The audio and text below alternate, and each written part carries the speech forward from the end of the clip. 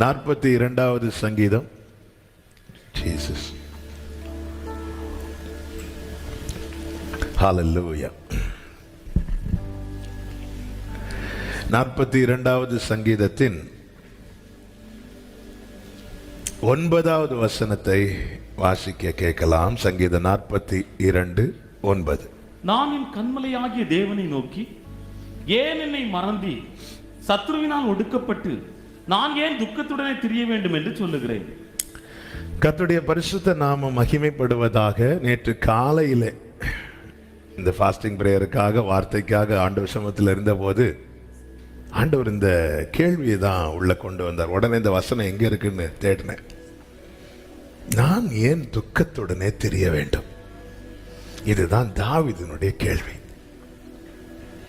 நான் ஏன் துக்கத்துடனே தெரிய வேண்டும்? ஹல்லேலூயா. இந்த கேள்வியோடு வந்திருக்கிற, இதை கேட்டுக்கொண்டிருக்கிற ஒவ்வொருவரோடும் கர்த்தர் பேசுவாராக. என்னால் உறுதியாய் சொல்ல முடியும், நிச்சயமாய் சொல்ல முடியும். ஏன்னா பல நேரங்களில் நான் எடுக்கிற பிரசங்கம் வேறொன்றாக இருக்கும். ஆனால் ஆவியானவர் அந்த சமயத்தை கேட்ட வார்த்தையை அப்படியே இருதயத்தில் கொண்டு போடுவார். அப்போ தேவன் சில உள்ளங்களோடு வார்த்தையின் மூலமாய் இடைவிட விரும்புகிறார் என்பதை புரிந்து கொண்டு அந்த பிரசங்கத்தை அப்படியே மாற்றி வச்சுட்டு, ஆனால் என்னைக்காவது ஒரு நாள் ஆண்டவர் பேச வச்சிருவாங்க. ஆனால் அந்த டைம் நான் என் துக்கத்துடனே தெரிய வேண்டும். தாவீதுக்குள்ளே இந்த கேள்வியை தாவீது வேற யாரையும் பார்த்து கேட்கல, ஆண்டவரை பார்த்தே கேட்கிறார். சத்துருவினால் ஒடுக்கப்பட்டு நான் ஏன் துக்கத்துடனே திரிய வேண்டும்? ஆமென். தாவீது இந்த கேள்வி கேட்கிறாருன்னா அதே சங்கீதத்தில் தாவீது என்னெல்லாம் செய்யறாருன்னு சொல்லி இருக்கிறார். 1-2 வசனங்கள்ல பார்த்தீங்கன்னா, அவன் தேவனை எல்லாரை விட ரொம்ப வாஞ்சிக்கிறவன்.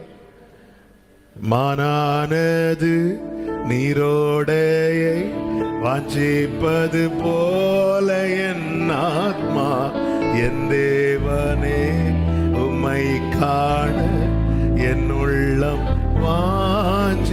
இப்படி வாஞ்சிக்கிறவன். உம்மை மான்கள் நீரோடை வாஞ்சிக்கிறது போல வாஞ்சிக்கிற நான் ஏன் துக்கத்துடனே தெரிய வேண்டும்? 4வது வசனத்தில் தாவீது சொல்லுகிறார், நான் தேவாலயத்துக்கு எப்படி போவேனாம்? களிப்போடு மகிழ்ச்சியோடு போய் வருவேன். ஆண்டவரே, கடமைக்காக ஒரு கூட்டத்தார் போறாங்க, நிர்பந்தத்தின் பேர்ல ஒரு சிலர் போறாங்க. ஆனா நான் அப்படி சர்ச்சுக்கு போகலையே ஆண்டவரே, நான் ரொம்ப சந்தோஷமா தானே சர்ச்சுக்கு போயிட்டு வரேன். அப்படி இருந்தும் நான் ஏன் துக்கத்துடனே தெரிய வேண்டும்? ஆமென். நான் ரொம்ப வாஞ்சிக்கிறவங்கள எங்க வீட்டில் எல்லாரும் எழும்புறதுக்கு முன்னாடி நான் சீக்கிரமா எழும்புறேன் உங்களை தேடுறதுக்காக. எல்லாரும் தூங்கினதுக்கு அப்புறம் நான் வெயிட் பண்றேன் உங்க சமூகத்தில் இருக்கிறதுக்காக. ஒரு மானானது நீரோடை வாஞ்சிக்கிறது போல நான் வாஞ்சிக்கிறேன். அப்புறம் நான் ஏன் சத்துருவினால் ஒடுக்கப்பட்டு துக்கத்துடனே தெரிய வேண்டும்? எல்லாரும் சிலர்லாம் கிறிஸ்துமஸ் டைம்லாம் சர்ச்சுக்கு வருவாங்க, நியூ இயருக்கு வருவாங்க, ஈஸ்டருக்கு வருவாங்க, சிலர் வேற வழி இல்லாம வருவாங்க, சிலர் ஏதோ ஒன்று பெற்றுக்கொள்ள வருவாங்க. ஆனால் நான் அப்படி சர்ச்சுக்கு போகலையே.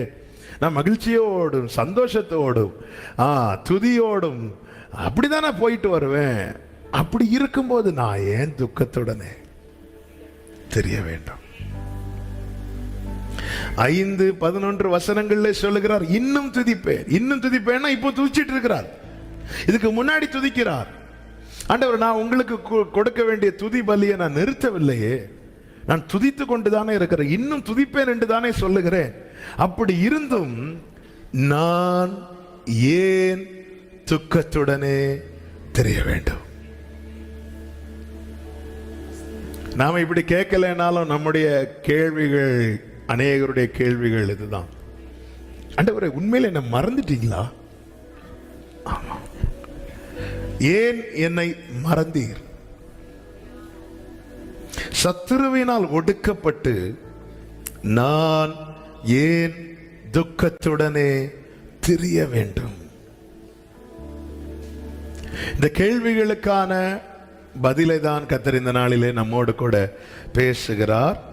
ஒன்றை புரிந்து கொள்ள வேண்டும். நாம் கேட்டது போல் அங்கிருந்து பதில் வராது. ஆனா அங்கிருந்து பதில் நம்முடைய கேள்விகளுக்கு எல்லாம் போதுமானதாய் இருக்கும். நான் ஏன் துக்கத்துடனே தெரிய வேண்டும் என்கிற கேள்வியோடு வந்திருக்கிற ஒவ்வொருவரும் கவனிக்க வேண்டிய, கேட்க வேண்டிய 7 காரியங்களை தான் இந்த நாளிலே நாம் தேவ சமூகத்திலிருந்து கேட்க போகிறோம். ரொம்ப சிம்பிள். ஆனா இது கண்டிப்பா இப்படிப்பட்ட கேள்வியோடு இருக்கிற, விசேஷமாய் சோதனையின் பாதையில, நெருக்கத்தின் சூழ்நிலையில, சில நேரத்தில் சத்துருவின் கை ஓங்கினது போல இருக்கும். நமக்கு எதிரான சத்துருவின் எண்ணங்கள் நடந்து ஏறுவது போல தோன்றும் போதுதான் இப்படிப்பட்ட கேள்வி வரும். ஆண்டவர் கைவிட்டுட்டீரோ? சத்துரு எழும்பும் போதெல்லாம் நமக்கு கேள்வி வராது. ஆனா சத்துரு ஜெயிக்கிறது போல, எல்லாமே சத்துருவுக்கு ஃபேவரா, எல்லாமே அனுகூலமாய், அவனுக்கு அனுகூலமாய் மாறும்போது நமக்கு இப்படிப்பட்ட கேள்விகள் எழும்பும். தாவீதுக்கு எழும்புச்சுன்னா நம்ம எல்லாம் மாத்திரம். அப்ப இப்படிப்பட்ட கேள்விகள் எழும்பும் போது வேதம் நமக்கு கற்றுத்தருகிற அநேக காரியங்கள் இருந்தாலும் இந்த நாளில் ஒரு 7, இந்த 7ஐயும் நம்ம கண்டிப்பா உள்வாங்கணும், மனசுல வைக்கணும். இல்லைன்னா நம்மளால அடுத்த ஸ்டெப் எடுத்து வைக்க முடியாது. ஆமென் சொல்லுங்க பார்க்கலாம். முதலாவது காரியம் நன்றாய் புரிந்து கொள்ள வேண்டும். இன்னைக்கு நாம் ஒரு பாதையில போயிட்டு இருக்கிறோம். அதுல தானே இந்த பிரச்சனை, அதுல தானே இந்த போராட்டம்.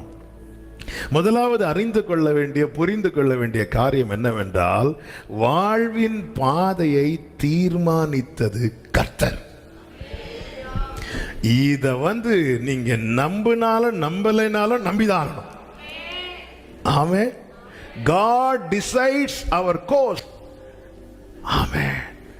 ஹalleluya. அவர் தான் டிசைட் பண்றார். இவன் இதுல தான் போகணும். ஒரு பிள்ளை என்ன படிக்கணும், எந்த ஸ்கூல்ல சேரணும், எந்த காலேஜுக்கு போகணும், எல்லாத்தையும் பேரண்ட் டிசைட் பண்றாங்கல்ல. என்ன கோர்ஸ் எடுக்கணும் 4 பேர்கிட்ட கேட்டு டிசைட் பண்றாங்கல்ல. ஆண்டவர் டிசைட் பண்ணி வாழ்வின் பாதையை தீர்மானிக்கிறது கர்த்தர். இத ஒரு தேவ பிள்ளை மனசுல புரிந்து கொள்ளணும். நான் ஒண்ணு இப்படி நினைச்சேன்ப்பா, ஆனா எனக்கு என்ன தாண்டி எப்படியோ மாறிட்டுன்னு அவர் சொல்றாருன்னா அவருக்கு மிஞ்சின ஒரு வல்லமை இருக்குன்னு தானே அர்த்தம். இல்ல, உலகத்தில் இருப்பவனிலும் உங்களுக்குள்ளே இருக்கிறவர் பெரியவர். எபிரேயர் 12:1 என்ன சொல்லப்பட்டிருக்கிறது? நமக்கு நியமித்த, நீ ஓட்டத்தை நியமித்து ஓடு என்று பைபிள் சொல்லல, நமக்கு. அந்த வாசிங்க குயிக்கா. ஆகையால் மேகம் போன்ற இத்தனை திரளான சாட்சிகள் நம்மை சூழ்ந்து கொண்டிருக்க, பாரமான யாவற்றையும் நம்மை சுற்றி நெருங்கி நிற்கிற பாவத்தையும் தள்ளிவிட்டு விசுவாசத்தை துவக்குகிறவரும் முடிக்கிறவருமாய் இருக்கிற. இந்த வசனத்துல ஒரு காரியத்தை நீங்க கவனிச்சீங்கன்னா தெரியும். நமக்குரிய பாதை அல்லாத எல்லா பாதையிலும் என்னதான் இருக்கு? பாரமும் இருக்கு. சத்தமா சொல்லுங்க, பாவமும் இருக்கிறது. எனக்குன்னு ஒரு பாதையை தேவன் போட்டிருக்கிறார்.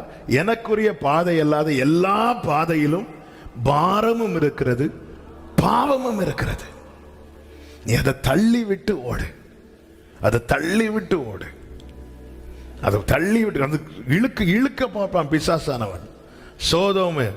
சோதோம் கோமராவை தூரத்திலிருந்து பார்க்கும்போது லோத்தின் கண்களுக்கு அது கர்த்தரின் தோட்டம் போல தெரிஞ்சுதான். எப்படி இழுத்தான் பாத்தீங்களா? இழுக்க பார்க்கிறான். எனக்குன்னு தேவன் நியமித்த பாதையில நான் போய் தான் ஆகணும், நான் நடந்துதான் ஆகணும். அதுல முள் இருந்தாலும் அதை நான் கிராஸ் பண்ணி தான் ஆகணும். அதில் அக்கினி இருந்தாலும் நான் அதை கடந்துதான் ஆக வேண்டும். அது தண்ணீர் இருந்தாலும் நான் அதை கடந்துதான் ஆக வேண்டும். மற்ற பாதைகள் கண்களுக்கு குளிர்ச்சியா இருக்கலாம், ஆனால் அதுல இருப்பது அனைத்தும் பாரமும் பாவமுமே. சொல்லிட்டு சொல்லப்பட்டிருக்கிறது, விசுவாசத்தை துவக்குகிறவரும் முடிக்கிறவருமாய் இருக்கிற இயேசுவை நோக்கி நமக்கு நியமித்திருக்கிற ஓட்டம். நாம் ஒரு ஓட்டத்தை நியமித்து ஓடுவோம் என்றல்ல, நமக்கு நியமித்திருக்கிற ஓட்டத்தில் பொறுமையோடு ஓட கடவோம். அப்ப ஓட்டத்தை தீர்மானிக்கிறது யாரு? நம்முடைய வாழ்க்கையின் கோர்ஸை தீர்மானிக்கிறது யாரு? கர்த்தர். மத்தேயு 14:22 வேதம் இப்படி சொல்லுகிறது, ஆமென். இயேசு ஜனங்களை அனுப்பி விடுகையில் தம்முடைய சீஷர்கள் படவில் ஏறி தமக்கு முன்னே அக்கறைக்கு போகும்படி அவர்களை துரிதப்படுத்தினார். ஃபோர்ஸ் பண்றார். ஃபோர்ஸ், கிளம்பு கிளம்பு. நமக்கு தெரியும், நடுக்கடல்ல போனதும் கடல்லாம் கொந்தளிக்குது, காற்று அடிக்குது. அப்போ கேட்கலாம் கேள்வி, நான் ஏன் துக்கத்துடனே தெரியணும்? இதுக்கு நான் பேசாம அந்த அப்பம் சாப்பிட்டுட்டு போனாங்க எல்லாம் ஜனங்க, அந்த கூட்டத்தில் நான் போயிருக்க வேண்டியதானே? அவங்க யாருக்காவது இந்த பிரச்சனை உண்டா? கூட இருக்கணும்னு வாஞ்சித்து, மானானது நீரோட வாஞ்சிக்கிறது போல வாஞ்சித்து வந்த எனக்கு தானே பிரச்சனை? உங்க சமூகத்துல மகிழ்ச்சியாய் வர எல்லாத்தையும் விட்டு வந்த எனக்கு தானே பிரச்சனை? உண்மையே சுத்தி சுத்தி துதிச்சிட்டு இருக்கிற எனக்கு தானே பிரச்சனை? ஆமென். ஆண்டவர் துரிதப்படுத்தினாலதான் இவங்க போறாங்க. சில நேரத்தில் நமக்கான பாதையில தேவன் ஃபோர்ஸ் பண்ணி அனுப்புறார், துரிதப்படுத்தி அனுப்புகிறார். இதை கூட ஒரு செய்தி வேளையில் ஆவியானவர் சொல்ல வைத்தார். எல்லாரையும் நம்ம ஃபோர்ஸ் பண்ண மாட்டோம். யாருக்கிட்ட நமக்கு அதிகமாக உரிமை இருக்குதோ அவங்க கிட்ட தான் ஃபோர்ஸ் பண்ணுவோம், மற்றவங்க கிட்ட நம்ம ரிக்வெஸ்ட் தான் பண்ணுவோம். இன்னைக்கு இவங்களை துரிதப்படுத்துறாருன்னா அந்த அளவுக்கு அவருக்கு இவங்க ரொம்ப முக்கியமானவங்க. ஆமென். சில பாதையில சில காரியங்களை நம்ம கிட்ட கேட்காமலே ஆண்டவர் டிசைட் பண்ண காரணம் என்ன தெரியுமா? நம்ம அவருக்கு அவ்வளவு நெருக்கமானவங்க, முக்கியமானவங்க. ஆமென் சொல்லுங்க பார்க்கலாம். அப்ப இங்க பாதையை தீர்மானிக்கிறது கர்த்தர். யாத்ராகமம் 14வது அதிகாரம் 1-2 வசனங்களிலே கர்த்தர் மோசேயை நோக்கி, நீங்கள் திரும்பி மிக்தோலுக்கும் சமுத்திரத்துக்கு நடுவே பாதாள் சேவனுக்கும் முன்பாக இருக்கிற ஈரோத் பள்ளத்தாக்கின் முன்னடியிலே பாளையம் இறங்க வேண்டும் என்று இஸ்ரவேல் புத்திரருக்கு சொல்லு. அதற்கு எதிராக சமுத்திர கரையிலே பாளையம் இறங்குவீர்களாக. கர்த்தர் டிசைட் பண்றார் எங்க பாளையம் இறங்கணும். அங்க பாளையம் இறங்கணும். அடுத்து யார் வர போறா? பார்வோன் வர போறான். முன்னாடி என்ன இருக்க போகுது? செங்கடல் இருக்க போகிறது. நான் ஏன் ஆண்டவரை இவ்வளவு கஷ்டப்படணும்? பெலிஸ்தியருக்கு தேசம் வழியாய் போகிறது சமீபமா இருக்கும்போது நான் ஏன்? ஆமென். ஆண்டவர் டிசைட் பண்றார். அவருடைய தீர்மானம் என்பது அனாதியாயிருக்கிறது, அது உறுதியாயிருக்கிறது. அவர் ஒன்ன செய்யறாருன்னா அதனாலதான் ஆண்டவர் சொல்லுகிறார், விருதாவா என்னை தேடுங்கள் என்று நான் யார்ட்டையும் சொல்லல. ஆண்டவரை தேடுகிறவங்க வாழ்க்கையில தேவன் செய்கிற ஒவ்வொன்றிலும் ஆமென் அவருடைய சித்தம் என்று ஒன்று இருக்கிறது. என் நினைவுகள் உங்கள் நினைவுகள் அல்ல. இதுதான் நமக்கு புரிய மாட்டேங்குது. இது புரிஞ்சுக்கிட்டாலே நம்ம கிட்ட இந்த கேள்விகள் எழும்பாது. இது ப்ரீச் பண்றது ரொம்ப ஈஸி. ஆனா நம்ம பல நேரத்தில் தாவீதை கேட்கிறார். ஒரு நாளில் 7 தரம் துதிக்கிறவன், 3 தரம் ஜெபிக்கிறவன், நாள் முழுவதும் வேதத்தை தியானிக்கிறவன், கர்த்தருடைய காரியத்துக்கு, தன் குடும்ப காரியத்தை விட கர்த்தருடைய காரியத்துக்கு அதிக முக்கியத்துவம் கொடுக்கிறவன், இருதயத்துக்கு ஏற்றவன் என்று தேவனால் சாட்சி பெற்றவன், கோலியாத் சிங்கம் கரடி போன்ற எதிரிகளை தைரியமா எதிர்கொண்டவன். ஆமென். தேவனை கவர்ந்து இழுத்தவன். அவன் சொல்லுகிறான், நான் ஏன் துன்பத்தோடு தெரியணும்? நான் எவ்வளவு வாஞ்சிக்கிறவங்கள, நான் எவ்வளவு உங்க சமூகத்தை தேடுகிறேன். உங்களை துதிக்கிறதுல ஏதாவது குறை வச்சேன் ஆண்டவரே? ஏன் நான் துன்பத்தோடு தெரியணும்? ஆண்டவர் காண்பித்து தருகிறார். இங்க பாரு, நீ முதல்ல புரிஞ்சுக்கோ, உன் வாழ்க்கையில ஒவ்வொரு பகுதியையும் நான் தீர்மானித்தது என்பதை மறந்து விடாதே. இந்த சிவந்த சமுத்திர கரையிலே பாளையம் இறங்க வேண்டும் என்பது தேவனுடைய தீர்மானம். இவைகளெல்லாம் நமக்கு திருஷ்டாந்தமாய் சொல்லப்பட்டிருக்கிறது. இதுக்கு பின்னாக நடந்த சம்பவங்கள் நமக்கு தெரியும். தேவன் தீர்மானித்த பாதையில் நடக்கிற ஒருவரும் மாண்டதாக சரித்திரம் இல்லை. அப்ப கேட்கலாம், இஸ்ரவேலர்கள் வனாந்தரத்தில் அழிந்தார்களே, அவர்கள் அந்த பாதையிலே நடக்க மனம் இல்லாமல் பின்னிட்டு போய் மடிந்தார்கள். வேதம் சொல்லுகிறது, அவர்கள் இருதயத்தில் எங்க திரும்பினார்களாம்? எகிப்துக்கு திரும்பினார்கள். அவங்க கால நேரம் தான் போயிட்டு இருக்காங்க, இருதயம் எகிப்தை நோக்கி போயிட்டு. இருதயம் எங்க திரும்பி இருக்கிறதோ அதை நோக்கி கொஞ்ச நேரத்திலே நம்முடைய மற்ற அவயவங்கள் திரும்ப ஆரம்பிச்சிடும். அதனாலதான் இருதயத்தை அவர் ஆராய்ந்து பார்த்துட்டே இருக்கிறார். என் இருதயம் எதை நோக்கி இருக்குதோ அதை நோக்கி தான் என் அவயவங்களும் செயல்பட்டு கொண்டிருக்கும். என் இருதயம் எகிப்துக்கு திரும்ப ஆரம்பிச்சிட்டுன்னா கொஞ்ச நேரத்தில் என்னுடைய அவயவங்கள் எல்லாம் திரும்ப ஆரம்பிச்சிடும். வேவு பார்த்துட்டு வந்துட்டு யோசுவா காலேபை தவிர மற்ற ஜனங்கள்லாம் சொன்னாங்க, கானான் தேசம்தான், ஆனால் அதை சுற்றி ஏத்தியர் எபூசியர் இவங்கெல்லாம் இருக்கிறாங்க, பிடிக்கிறது ரொம்ப கஷ்டம்னு சொல்லும்போது இவங்க டீம் சேர்த்து எங்கே போக பார்க்குறாங்க? எகிப்துக்கு. ஏன்னா ஆல்ரெடி இருதயம் எங்கே போயிட்டு? எகிப்துக்கு போக ஆரம்பிச்சுட்டு. ஆண்டவர் சொல்கிறார், இவன் 10 முறை என்னை பரீட்சை பார்த்த ஒருத்தனை எங்கே வந்துட மாட்டான். ஆனால் யோசுவாவோ காலேபோ அப்படி அல்ல, அவர்களும் சுதந்தரிப்பார்கள். அப்போ ஒரு காரியம் தெளிவாய் தெரிகிறது, எனக்கு நியமித்த பாதையில் நான் நடந்தால் அது கஷ்டமோ நஷ்டமோ நெருக்கமோ வியாகுலமோ எனக்கு நியமித்த பாதையில் நான் நடப்பேன். ஆனால் இந்த தீபம் பாதியிலே அணைய என் தேவன் விட மாட்டார். அல்லேலூயா. காற்று கொந்தளித்தது, கடல் கொந்தளித்தது, படகு அலைவுபட்டதை தவிர அமிழவில்லை. இதுதான் இன்னைக்கு வாழ்க்கை படகு என்பது எப்படி எப்படி எப்படி இருக்கு? அலைவுபட்டு கொண்டிருக்கு. ஆனால் இன்னைக்கு வரைக்கும் அமிழவில்லையே. அவன் நல்ல வேகமாக ஓடின படகுகளை காணவில்லை. ஆனால் இத்தனை காற்றடித்தும் இத்தனை கடல் கொந்தளித்தும் என் வாழ்க்கை படகு அமிழாமல் காக்கிற அவருடைய கிருபைகளுக்காக ஸ்தோத்திரம். ஹல்லேலூயா, ஹல்லேலூயா. திருக்கரங்கள் தருന്ന நல்ல சிற்சையில் ஞான் பதறுகில்ல. பவுல் சொல்லுகிறார், எனக்கு ஒரு முள் கொடுக்கப்பட்டது. இந்த பலவீனம் என்னை குட்டும் சாத்தானா இருக்கிறது. அப்பதான் தேவ சமூகத்தில் போய் அமரும் போதுதான் புரிந்து கொண்டான், இது கர்த்தர் தீர்மானித்தது. இந்த வார்த்தையை 2 வாரங்களாக ஆண்டவர் சொல்ல வச்சிட்டு இருக்கிறாங்க. சில முட்கள் குத்துறதை எடுத்துடலாம், ஆனால் கொடுத்ததை என்னதான் செய்யணும்? வாங்கிதான் ஆகணும். பிதாவே, இந்த பாத்திரம் என்னை விட்டு நீங்கும் கொடுமானால் நீங்கும்படி செய்யும் என்று இயேசு ஜெபித்த போது பிதா ஏதாவது பேசினாரா? ஏன் பேசல? அது யார் கொடுத்தது? பிதா கொடுத்தது. இது அவருடைய தீர்மானம். பவுல் சொல்லுகிறார், என் மாம்சத்தில் ஒரு முள் குத்தினது இல்லை, என் மாம்சத்தில் ஒரு முள் கொடுக்கப்பட்டது. கொடுத்தா வாங்கிக்கோ. நான் என்னை உயர்த்தாதபடிக்கு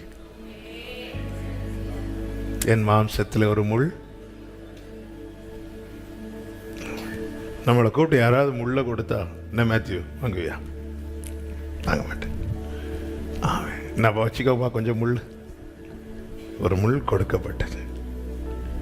அப்போ இந்த வார்த்தையை நேற்று இரவு எழுதும் போது ஆண்டவர் உடனே சொன்ன வார்த்தை ஞாபகம் இருந்துச்சு. என்ன வார்த்தை தெரியுமா? உங்களுக்கு இன்னது தேவை என்று கரெக்டாக சொல்லுங்க. உங்கள் பரமபிதா. உங்க அப்பாவுக்கு தெரியும் உனக்கு இன்னது தேவை என. பவுலே, உனக்கு இன்னது தேவை என. நம்ம தேவைன்னா உண்ண உணவு, உடுக்க உடை, தங்குறதுக்கு இதை மட்டும் பார்த்துட்டு இருக்க. சில நேரத்தில் அவர் தருகிற முள்ளும் நமக்கு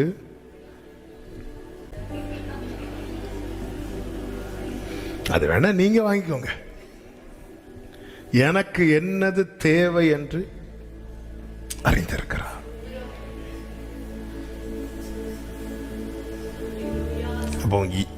அப்போ எனக்கு பவுல் சொல்றார், அதனாலதான் கீழே சொல்றார் என் பலவீனத்தை குறித்து. ஏன்னா அது எனக்கு இப்போதைக்கு தேவை. இல்லைன்னா நான் என்னை உயர்த்தி இருப்பேன். நான் என்னை உயர்த்தாதபடிக்கு ஒரு முள் எனக்கு, என் மாம்சத்தில் ஒரு முள் கொடுக்கப்பட்டிருக்கிறது. எப்படியெல்லாம் உயர்த்தியிருப்பார். முள் இருக்கும் போதே சில பேதுருவை கண்டிச்சதை கலாத்தியருக்கு எழுதுறார். எல்லாரும் காண கேட்க. எல்லாரும் படிங்க. நான் யார்கிட்ட சண்டை போட்டிருக்கிறேன்?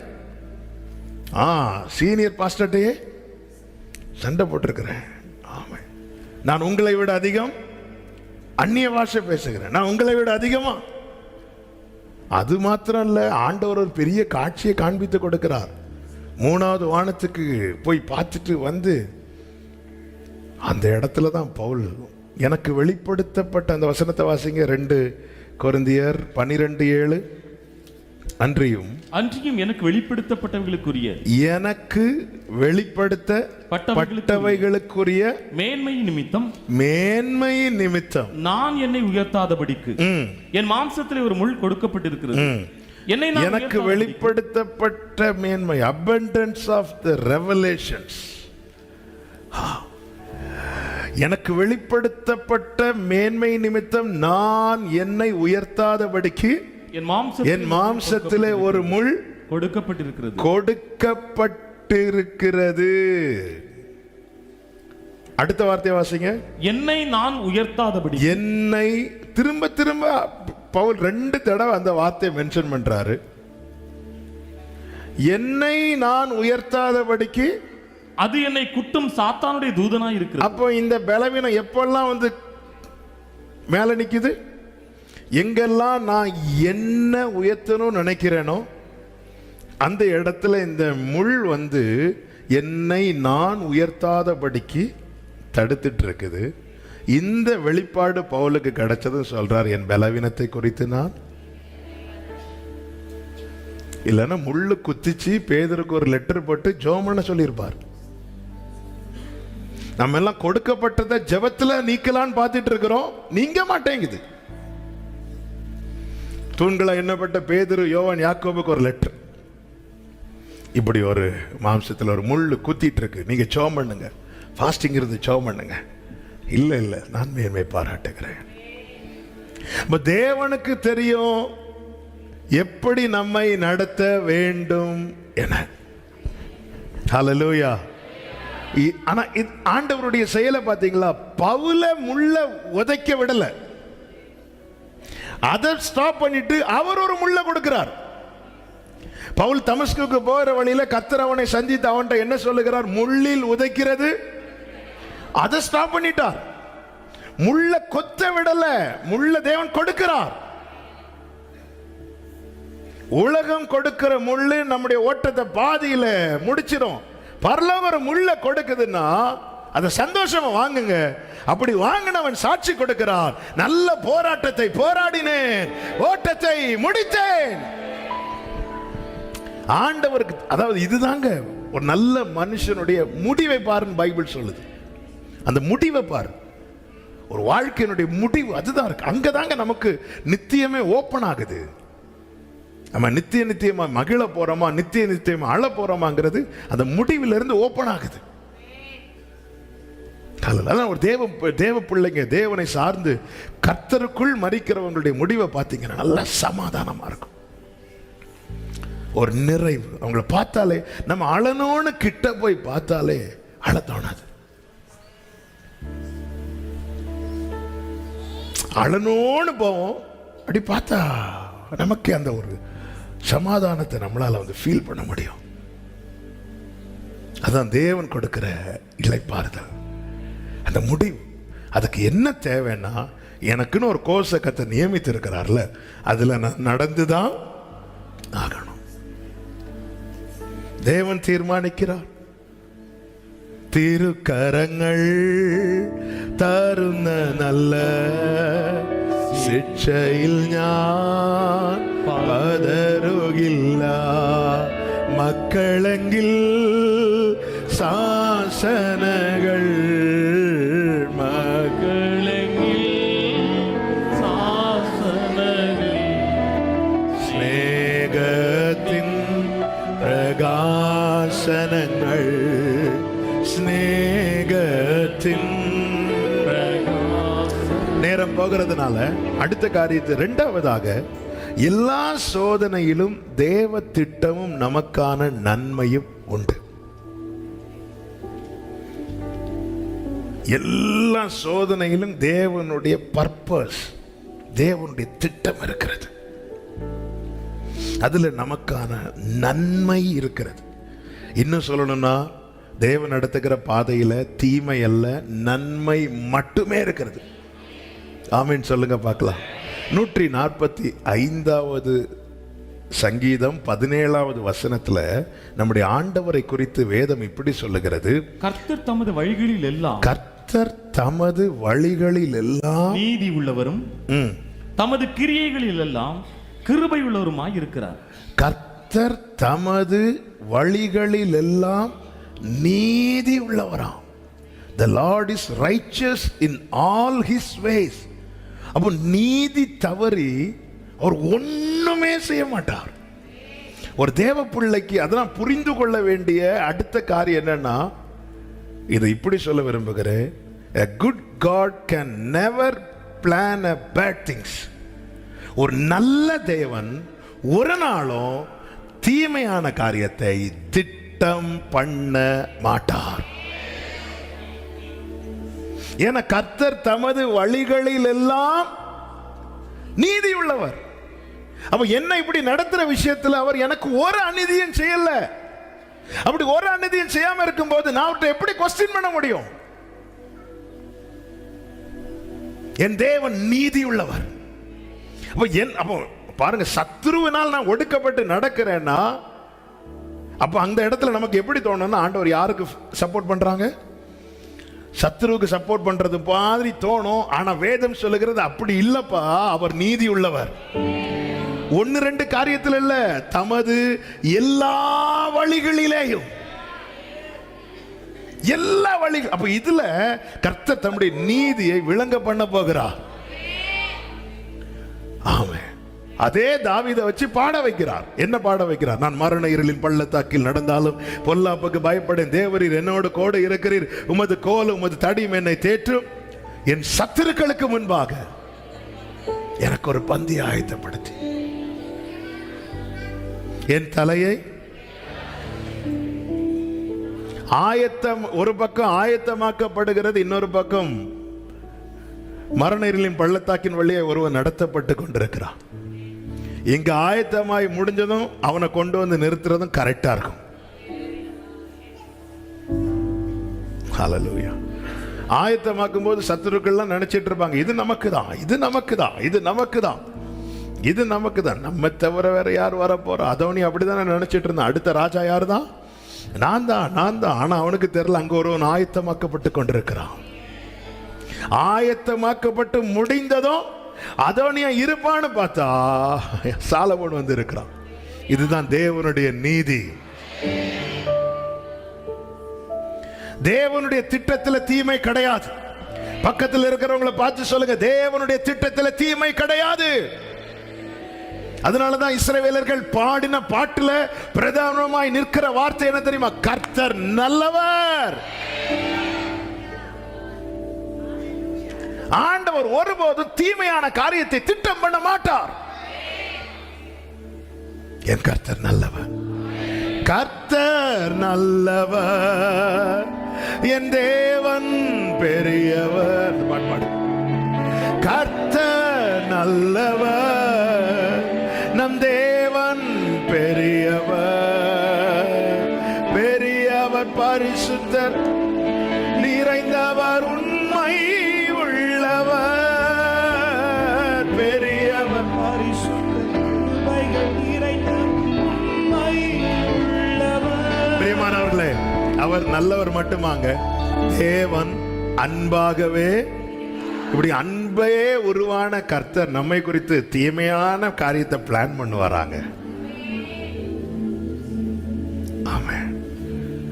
ஆண்டவர் என்ன சொல்லுகிறார்? எரேமியா 29:11, நீங்கள் எதிர்பார்த்திருக்கும் முடிவை உங்களுக்கு கொடுக்கும்படிக்கு உங்கள் பேரில் நினைத்திருக்கிற நினைவுகளை நான் எனக்கு தெரியும்பா, என்ன கொடுக்கணும். நீ ஒன்னு எதிர்பார்த்துட்டு இருக்கிற, அதை எப்படி கொடுக்கணும்னு எனக்கு தெரியும். அடுத்து என்ன சொல்லுகிறார்? அவைகள் தீமைக்கல்ல, தீமைக்கு அல்ல அல்ல, சமாதானத்துக்கு ஏதுவான. என்னை குறித்து அவருடைய நினைவுல என்ன இல்ல சொல்லுங்க. என்னை குறித்த என்னுடைய நினைவுல தீமை இருக்குது. என்னை குறித்து இந்த உலகத்துல மற்றவர்கள் நினைக்கிற நினைவுல தீமை. அவங்க நன்மைன்னு செய்ய வர்றதுதான், அது எதுவா மாறிட்டு தீமை. ஆனா ஆண்டவருடைய திட்டம் அப்படி கிடையாது. அவர் நடத்துகிற பாதையை வைத்து நீ தீர்மானிக்காத, என்ன ஆண்டவர் கைவிட்டார், என்ன ஆண்டவர் மறந்துட்டார், இல்ல. இனி அடுத்த பாயிண்ட் சொல்லும் போது உங்களுக்கு அது புரிய வரும். ஆனா ஒண்ணு நீங்க தெரிஞ்சுக்கணும், தேவன் ஒரு திட்டத்தை வைத்து இதுல நடத்துகிறார். இந்த திட்டத்தில் தீமை கிடையாது. எத்தனை பேர் நம்புறீங்க? எதை வச்சு சொல்ற? தேவனுடைய திட்டத்துல தீமை கிடையாது. ஏன்னா நான் நல்லவன், ஏன்னா நான் ரொம்ப அப்படி இல்லை, ஏன்னா அவர் நல்லவர். அவர் என்னை ஒருபோதும் கைவிட மாட்டார். நல்லா புரிஞ்சுக்கோங்க பிரியமானவர்களே. தாவீதின் வாழ்க்கை, யோசேப்பின் வாழ்க்கை, மொர்தெக்காய் வாழ்க்கை, பரிசுத்தவான்களுடைய வாழ்க்கை, வேதத்தில் சொல்லப்பட்டிருக்கிற தேவ பிள்ளையுடைய வாழ்க்கையில் அவங்க கடந்து வந்த பாதையை பார்த்தீங்கன்னா, தாவீதே எடுத்துக்கோ, சிங்கம், கரடி, கோலியாத்தன எத்தனை பிரச்சனைகள். தேவ திட்டத்தை பார்த்தீங்களா? சிங்கத்தை, கரடியை அவன் அனுப்பிவிட்டு அவனை பழக்க வைக்கிறார். ஆமென். அடுத்து கோலியாத்துக்கு முன்னாடி கொண்டு வந்து நிறுத்துவதற்கான தைரியத்தை கொடுக்கிறார். சிங்கம் கூட கரடி கூட ஃபைட் பண்ணலன்னா இந்த தைரியம் வந்திருக்கும். ஏன்னா அப்படி சொல்லி தான் உள்ள என்ட்ராகிறார். நான் ஒரு விஷயம் சிங்கம் வந்துச்சு, ஒரு விஷயம் கரடி வந்துச்சு, இப்போ கோலியாத் சரிதான், தைரியம் கிடைச்சிட்டுல, அப்புறம் ஏன் கோலியாத்? கோலியாத்துக்கு முன்னாடி கர்த்தர் கொண்டு வந்து நிறுத்தி அவனுக்கு ஒரு அறிமுகத்தை கொடுக்கிறார். ஆமென். ஹல்லேலூயா. தேவன் செய்கிற ஒவ்வொரு காரியத்தையும் பார்த்தீங்கன்னா, ஒவ்வொரு சூழ்நிலையில கர்த்தர் ஒவ்வொருத்தரை கொண்டு நிறுத்துறாருன்னா அங்க ஏதோ ஒண்ணு அவர்களுக்கு கொடுக்கப்படுகிறது. யாக்கோபின் வீட்டில் யோசேப்புக்கு சொப்பனம் பார்க்கிற கிருபை மட்டுமே கொடுக்கப்பட்டது. ஜெயில்ல யோசேப்புக்கு சொப்பனத்துக்கு அர்த்தம் சொல்லும் கிருபை கொடுக்கப்பட்டது. பார்வோன் சமூகத்தில் யோசேப்புக்கு அர்த்தத்தை மட்டுமல்ல, அதை எப்படி நடப்பிக்க வேண்டும் என்கிற ஆலோசனை கொடுக்கிற கிருபை கொடுக்கப்பட்டது. ஒரு தேவன் ஒரு சூழ்நிலையை உங்களை கொண்டு போய் நிறுத்துறார்னா அதுல உங்களுக்கு இல்லாத ஒன்றை நீங்கள் பெற்றுக்கொள்ளும்படிக்கு கர்த்தர் கிருபை பாராட்டுகிறார். ஆமென். தேவனுடைய திட்டத்தில் தீமை கிடையாது. இன்னைக்கு ஒருவேளை நடக்கும் பாதை கடினமா இருக்கலாம், துன்பத்தின் நடுவில் நடப்பதை போல இருக்கலாம், சத்துருவினால் ஒடுக்கப்படுவதை போல காணப்படலாம். ஆனா தேவனுடைய திட்டத்தில்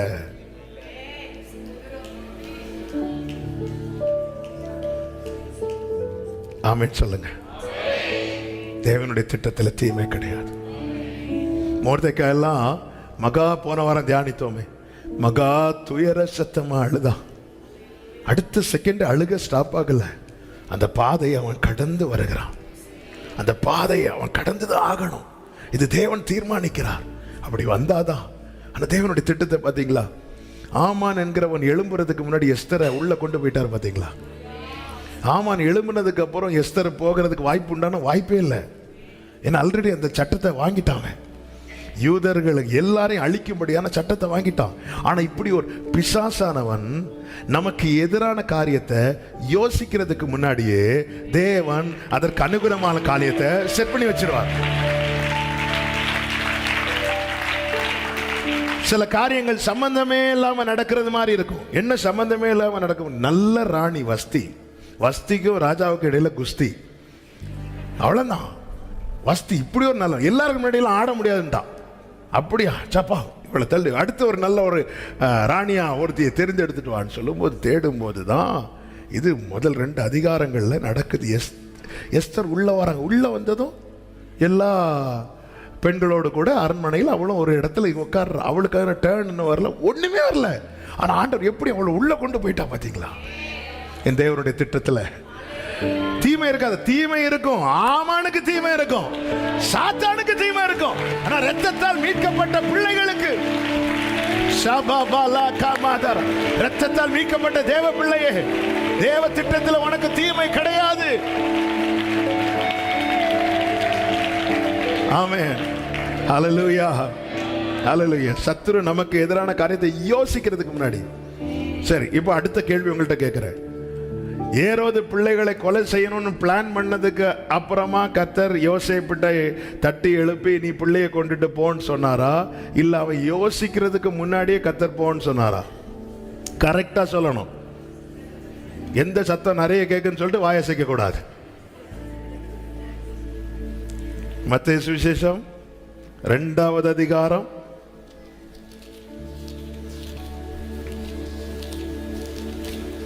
அதனுடைய 13வது போன பின்பு கர்த்தருடைய தூதன் சொப்பனத்தில் யோசேப்புக்கு காணப்பட்டு ஏரோது பிள்ளையை கொலை செய்ய ஏரோது பிள்ளையை கொலை செய்ய தேடுகிறான் அப்படி சொல்லப்பட்டிருக்கா, தேடுவான் சொல்லப்பட்டிருக்கா?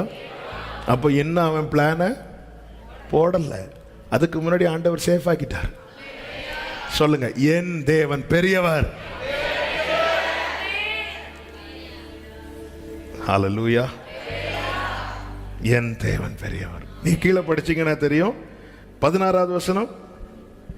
அப்பொழுது ஏரோது தான் சாஸ்திரிகளால் வஞ்சிக்கப்பட்டதை கண்டு மிகுந்த கோபம் அடைந்து ஆட்களை அனுப்பி, அதுக்கப்புறம் தான் அவன் ஆட்களை அனுப்பி பிளான் எல்லாம் போட்டு வந்து பார்த்தா ஆளை காணல.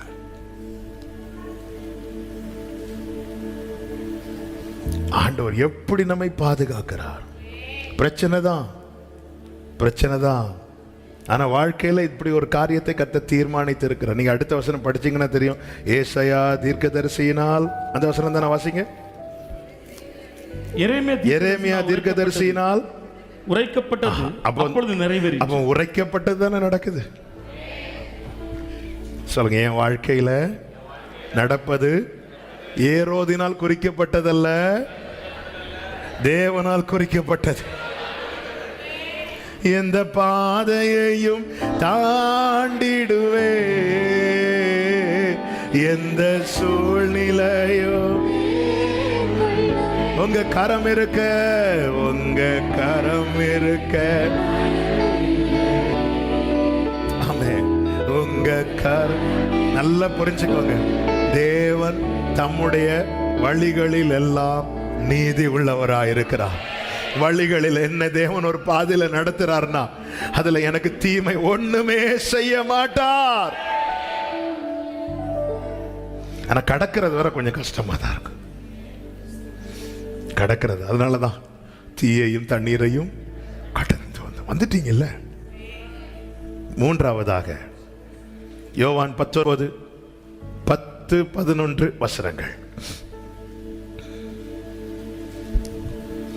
அப்பொழுது பிலாத்து, நீ என்னோட பேசுகிறது இல்லையா?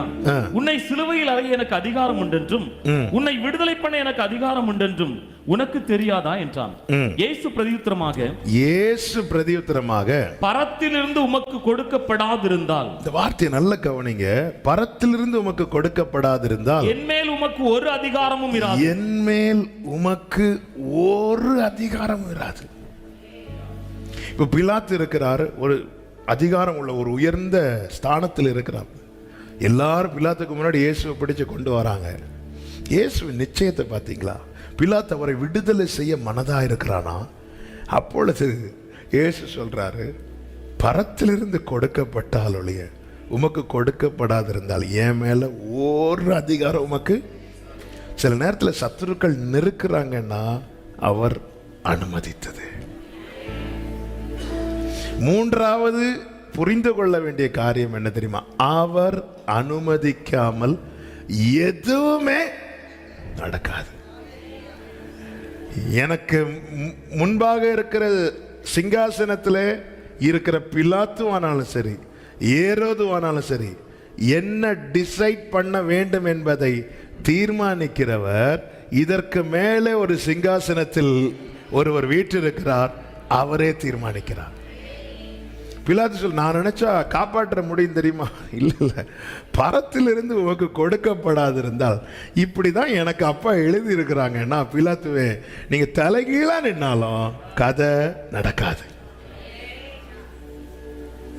அதனாலதான் அழிக்கணும்னு நினைச்ச ஏரோதை குறித்தும் அவர் கலங்கவில்லை, காப்பாற்றணும்னு நினைச்ச பிலாத்தை குறித்தும் அவர் பதறவில்லை. நாம பல நேரத்துல எப்படி நினைக்கிறோம் தெரியுமா? இவர் மட்டும் இருந்திருந்தா ஒன்னும் நடக்காது நினைக்கிறோம்ல. சரி, இந்த எவ்வளவு நல்ல ஆள் இந்த பிலாத்து, இவர் மட்டும் அப்பவே இருந்திருந்தா.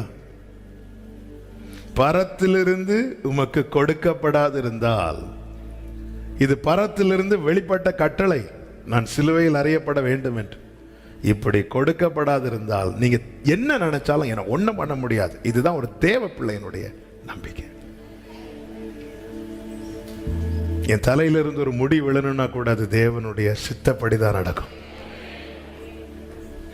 சரி, இன்னைக்கு சத்துருக்கள் நெருக்கிறாங்களா? ஒரு தேவ பிள்ளை என்ன நினைக்கிறது தெரியுமா? அவர் அலோவ் பண்ணி இருக்கிறார். திக்கற்றோனாய் கைவிடேனே கலங்கிடாதே என்றதாலே. கைகளை உயர்த்தி நீரறியா நீரறியா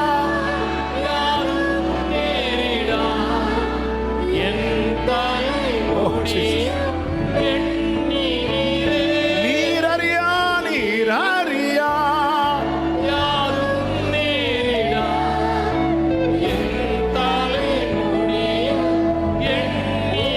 ஆண்டவர் பாத்தீங்களா மோசேகிட்ட என்ன சொல்லி அனுப்புவார் தெரியுமா? மோசே, உன் கையில இருக்கிற கோலை எடுத்துட்டு போ, ஆனாலும் பார்வோன் என் கை வல்லமையை கண்டால் ஒழிய போக வேண்டாம். கொஞ்ச தூரம் அவன் கடினப்படுத்துறான், அப்புறம் அவன் லெகுவா வரலான்னு பார்த்தா கர்த்தர் அவனை என்ன செய்தாராம்? கடினப்படுத்தினார். இது தேவனுடைய திட்டம். ஆமென். ஒருவேளை முதல் அற்புதத்தில் இவங்க வெளியே வந்திருந்தா இவங்க எதை வச்சு கொண்டாடி இருப்பாங்க? பாம்பை வச்சு. ஆமே இல்ல, எதை நினைவு கூறுவாங்க? பாம்பை. 10வது அற்புதத்தில் கர்த்தர் வெளியே கொண்டு வரார், எதை நினைவு கூற சொல்றார்? ரத்தத்தை. இது தேவனுடைய தீர்மானம். 10ல் தான் உங்களை வெளியே கொண்டு வரணும்னு தீர்மானிச்சுட்டார்னா 9 நடந்தாலும் ஒரு பிரயோஜனம் கிடையாது. இது தேவனுடைய தீர்மானம். அவருடைய கை வல்லமையை கண்டால் ஒழிய ஆண்டவர் தீர்மானிச்சதுதான். அதுக்கு இடையில பார்வோன் நினைச்சாலும் கதை நடக்காது. ஏன்னா அவன் 7ல் 6ல் எல்லாம் விடுறதுக்கு என்ன ஆயிட்டான்? லெகுவாயிட்டான். ஆனா கர்த்தர் என்ன செய்கிறார்? ஓஹோ, இப்பதான் விஷயமே புரியுது. 1, 2ல எல்லாம் அவன் இருதயத்தை கடினப்படுத்திட்டான். 4, 5ல எல்லாம் பார்வோன் லெகுவாயிட்டான். ஆனா கர்த்தர் அவன் இருதயத்தை கடினப்படுத்த. ஏன்னா தேவன் தீர்மானித்தது என்ன தெரியுமா? நீ வெளியே வரணும்னா ரத்தத்தால மட்டும்தான் வெளியே வரணும். தேவன் தீர்மானித்தது. அதனாலதான் யோபு சொல்றார், கர்த்தரிடத்திலிருந்து நன்மையை பெற்றனா. கர்த்தரிடத்திலிருந்து அந்த அவனுக்கு உன்ன நம்பிக்கை பார்த்தீங்களா? அவரை தாண்டி ஒரு வல்லமைக்கு என்ன தொட முடியாது. அவரை தாண்டி ஒரு வல்லமைக்கு என்ன தொட முடியாது. இன்னைக்கு நான் இப்படி ஒரு சூழ்நிலையில் நான் அகப்பட்டிருக்கிறேன்னா தேவன் அனுமதிச்சிட்டார். அதனால நான் இவ்வளவு நாள் நன்மையை அனுமதிச்சார், இப்படி ஒரு காரியத்தை அனுமதிச்சிருக்கிறார். கர்த்தருக்கு ஸ்தோத்திரம். ஹல்லேலூயா. அநேக ஜெபம் பண்ணி பார்த்து காரியம் நடக்காததும் வேற காரியங்களை தேடி போறோம். சாத்தானுக்கே சிரிப்பு வரும். இல்ல, நீர் அறியா யாதும். கைகளை உயர்த்தி சொல்லுங்க. என் தலை முடியும் நீர் அறியா.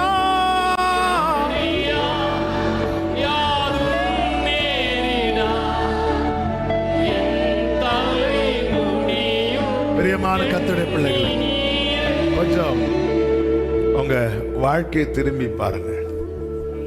ஆமென். கர்த்தர் அறியாம கர்த்தரால் நடத்தப்படும் போது, நான் மீண்டும் சொல்லுகிறேன், அந்த மேகத்து கீழே இருந்து விலகி ஒரு கூட்டம் போனாங்கல்ல, அவங்க வாழ்க்கையில தீமைக்கு கர்த்தர் பொறுப்பு கிடையாது.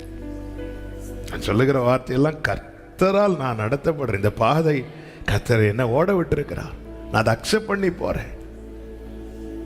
அதனால் வருகிற காரியங்கள் அவர் அனுமதிக்காமல். அதனாலதான் இந்த நிச்சயம் இருக்கணும். நம்ம ஒரு காரியத்துக்காக ஒரு அதிகாரியை பார்க்க போறோம். பாத்தீங்களா, எஸ்தர் ராஜாவுக்கு மணவாட்டியா இருக்கும்படி தெரிந்தெடுக்கப்பட்டவள். ஆனாலும் ராஜா கிட்ட ஒரு காரியத்தை கேட்கறதுக்கு முன்னாடி 3 நாள் ஃபாஸ்டிங் இருந்துட்டு தானே போறாங்க. என்ன அதன் அர்த்தம்? அங்க இந்த அதிகாரத்தில் இருக்கிறவர்களிடத்திலிருந்து என்ன பிறப்பிக்கப்பட வேண்டும் என்பதை தீர்மானிக்கிற அதிகாரத்தில் ஒருவர் இருக்கிறார். ஆமே.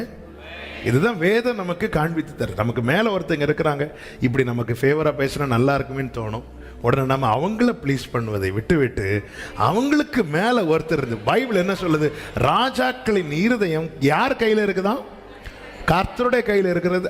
அவர் அதை தமது சித்தப்படி திருப்புகிறாராம். பார்வோனுடைய இருதயம் யார் கையில் இருந்துச்சு? எல்லாரையும் விட்டுட்டு எல்லாரும் போங்கன்னா ஆண்டவர் இவனை விடல, அவன் இருதயத்தை இன்னும் என்ன ஆக்குறார்? டைட்டா. ஏய், எப்படி நீங்க உட்காரலாம்? அவன் கிராஸ் பண்ணி போயிடும், எலும்பு ஓடு. அவன் எல்லாத்தையும் கொண்டு வந்து கதையை முடிச்சிட்டார். பார், ராஜாக்களுடைய இருதயம். நமக்கு மேல ஒருத்தங்க அதிகாரத்தில் இருக்கிறாங்க, அவங்க எனக்கு ஃபேவரா ஒரு காரியத்தை தீர்மானிக்கணும்னா, எஸ்தரை என்ன செய்ய போறீங்க? ராஜாவை பிரியப்படுத்த டான்ஸ் ஆட போறீங்களா, இல்ல நல்ல சமைச்சு என்ன செய்ய போறீங்க? நான் ஃபாஸ்டிங் இருக்க போறேன். ஏன் அதுக்கு மேல ஒருத்தர் இருக்கிறா. உயர்ந்தவன் மேல் உயர்ந்தவன். அந்த வசனத்தை வாசிங்க. பிரசங்கியின் புஸ்தகம் 7வது அதிகாரமா? பிரசங்கியின் புஸ்தகம் 7வது அதிகாரமா? ரைட் சைடுல இருக்கு பாருங்க. 5வது அதிகாரம் 8வது வசனம். ஒரு தேசத்தில் ஏழைகள் ஒடுக்கப்படுகிறதையும் நியாயமும் நீதியும் புரட்டப்படுகிறதையும் நீ காண்பாயானால் அதை குறித்து ஆச்சரியப்படாதே. உயர்ந்தவன் மேல் உயர்ந்தவன் காவலாளியாய் இருக்கிறான். அவர்கள் மேல் உயர்ந்தவரும் அவர்கள் மேல் உயர்ந்தவரும் ஒருவர் உண்டு. கைகளை உயர்த்தி ஆமென்.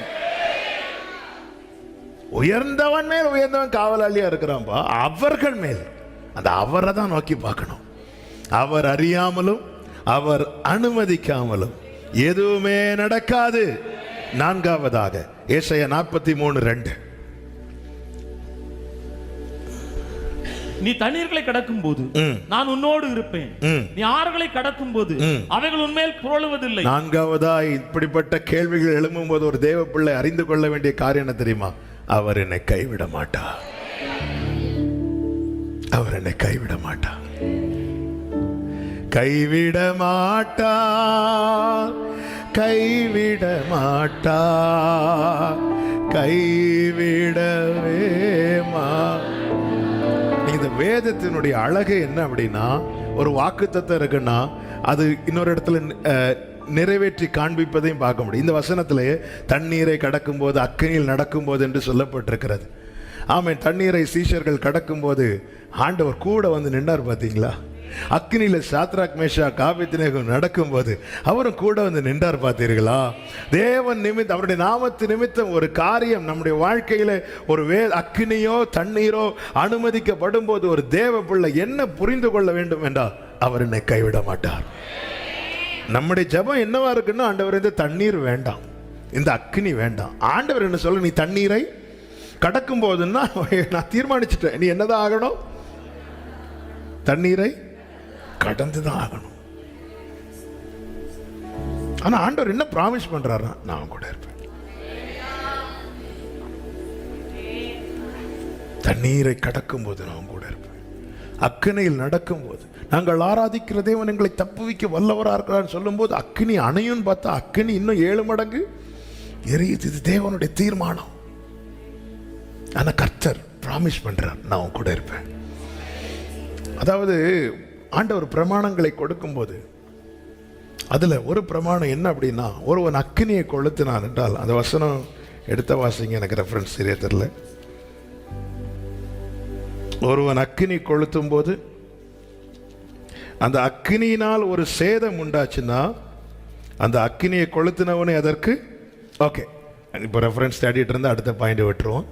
நீங்கள் இருந்து நல்லா தேடுவீங்க, இந்த ரைட் சைடில் வரும். ஓகே, கர்த்தர் உங்களை ஆசீர்வதிப்பார். அக்கினியை கொளுத்தும் போது அக்கினியினால் ஒரு சேதம் உண்டாச்சுன்னா, அந்த அக்கினியை கொளுத்தினவன் அதற்கு உத்தரவாதியாம். இப்போ நான் எங்கள் வீட்டில் ஒரு தீ வைக்கிறேன்.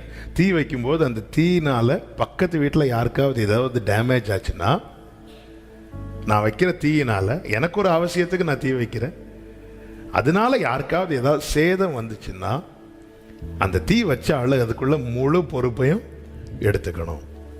ஆண்டவர் ஒரு பாதையில் நம்மை நடத்தி விட்டு, அவர் தம்முடைய எல்லா வழிகளிலேயும் சொல்லுங்க நீதி உள்ளவர், நீதி உள்ளவர். தேவன் என்ன இதில் நடக்க விடுறார், நான் நடக்கிறேன். எனக்கு அதனால ஒரு கஷ்டமோ நஷ்டமோ வந்தா நான் கலங்க தேவையில்லை. அவர் ஒன்றையும் மறந்து விடுவதற்கு அவர் அநீதி உள்ளவர் அல்ல, அவர் நீதி உள்ளவர். ஹல்லேலூயா. ஆண்டவருக்கு திருத்தி தண்ணீரை கடக்கும் போது இந்த காற்று கடல் கொந்தளித்தது. 12 சீஷர்கள் ஒரு ஆள் அமிழ்ந்தார்களா?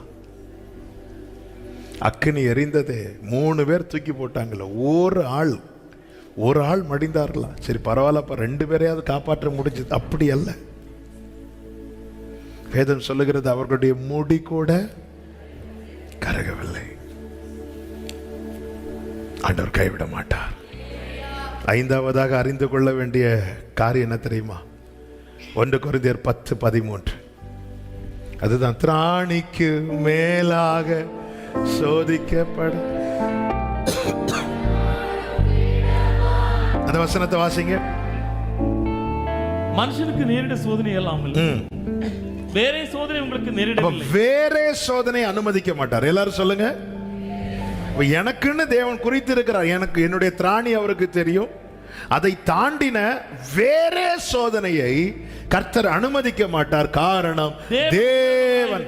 But God is faithful. அவர் உண்மையுள்ளவராயிருக்கிறார். அடுத்த வார்த்தை, திராணிக்கு மேலாக. உங்கள் திராணிக்கு மேலாக நீங்கள், நானே வாசிக்கிறேன், நீங்கள் சோதிக்கப்படுகிறதற்கு அவர் இடம் கொடாமல். அப்போ ஒரு வார்த்தை தெளிவா தெரியுதா? அவர் இடம் கொடுக்காம ஒண்ணுமே வராது. இப்ப சில காரியத்துக்கு அவர் என்ன செய்திருக்கிறார்? இடம் கொடுத்திருக்கிறார். ஆனா இடம் கொடுத்த காரியத்துக்கு கூட எவ்வளவுதானா? இம்மட்டும் வா, மிஞ்சி வராது. அதான் பாடு, நீர் அறியா.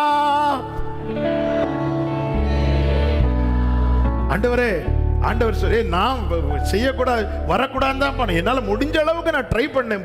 அப்படி இல்லை. அவர் எவ்வளவு இடம் கொடுக்கணுமோ அவ்வளவுதான் இடம் கொடுத்திருக்கிறார். அதுக்கு மேல அவர் இடம் கொடுக்கல. ஏன்னா திருடன் சோதிக்கப்பட பிசாசின் கையில் ஆண்டவர் என்ன செய்கிறார்? ஒப்பு கொடுப்பார். ஆனா எல்லையை போட்டு. ஏன்னா அந்த பிசாசினுடைய வேலை என்னன்னா திருடணும், கொல்லணும், அழிக்கணும். யோபுவுக்கு உண்டான சிலவற்றை அவனால திருட முடிந்தது. ஆனா யோபு அழிக்க முடியலையே. எல்லாத்தையும் கை வச்சிரு, ஜீவனை மட்டும் தொற்றாத அப்படின்னார். எல்லாத்தையும் கை வச்சு அவன் யாரையும் சேர்த்து அழிச்சிருக்கணும். சரி யோபுவை விட்டுருங்க, இன்னொரு ஆள் வீட்டில் இருக்கிறாங்க, யாரையும் சேர்த்து அழிச்சிருக்கணும்? மனைவியை அழிச்சிருக்கணும். கடந்த நாள்ல யோசித்து பார்த்தா பல விளக்குங்க. ஒருவேளை அவளே அவனுக்கு ஒரு பெரிய டார்ச்சரா? அப்படி இப்படி கடைசியில் ஆண்டவர் இந்த ஒரு வார்த்தையை சொல்லுது, அவன் ஜீவன்ல உயிர்ல கை வைக்கிறாரு. ஒருத்தன் புருஷ மனைவியா இணைக்கப்பட்டதும் கர்த்தர் அவர்களை எப்படி பார்க்கிறார் பார்த்தீங்களா? ஏன்னா எல்லாத்தையும் 2 கொடுத்தார்.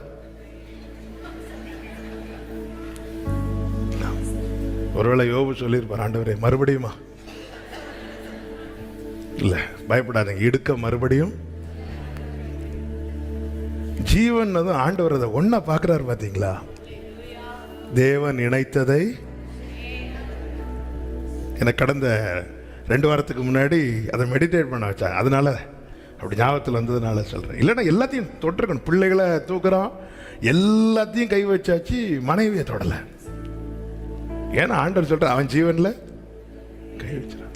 தேவன் ஒருவனை அல்லவா படைத்தார், அவனை ஆணும் பெண்ணுமாக படைத்தார். ஏவாளை கொண்டு வந்து இணைத்ததும் இவர்கள் 2 அல்ல 1. ஆமென். அப்போ இணைக்கப்பட்ட பிறகு தேவன் ஒருத்தனை எப்படிதான் பார்க்கிறார்? புருஷனும். என்ன ஆண்கள் இப்படி தளர்ந்து போய்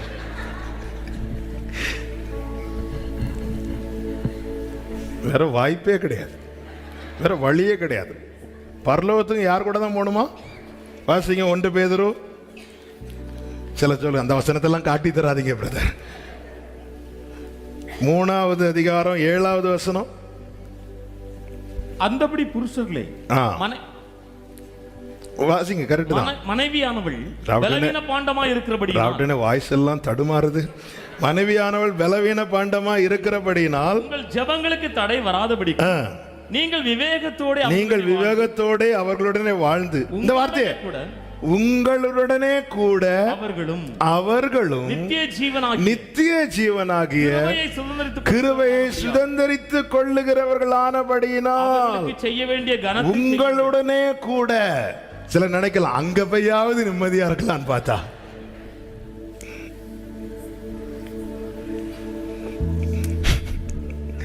ஆமென்.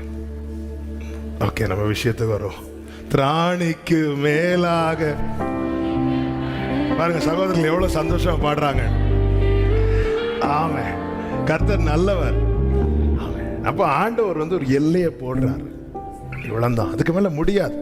இல்லப்பா நீ என்ன வேணாலும் செஞ்சுக்கோ, தேவன் தான் இல்லாதவைகளையும் நீ என்ன வேணாலும், அப்படி அல்ல, அப்படி அல்ல. ஒரு எல்லையை போட்டு தான், ஒரு ஆட்டுக்கடாவை வச்சுட்டு தான் தேவன் நடத்துறார்.